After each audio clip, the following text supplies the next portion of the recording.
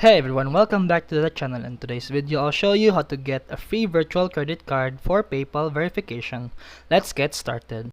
Here are some legit ways to get a free VCC. Privacy.com lets you create a free VCC linked to your bank account used for PayPal verification or one-time purchases.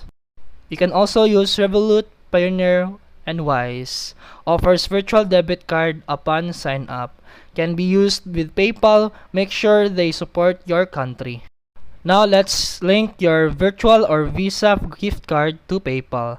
Open PayPal and go to your Pay and Get Paid. Click Bank and Cards. Then select Link a new card. Then enter card number, expiration date, CVV, billing address, and some cards require this. If it's gift card, you can use it to send money through PayPal.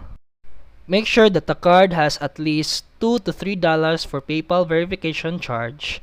And that's it for today's video. If you found this helpful, please like and subscribe for more videos. See you in the next one.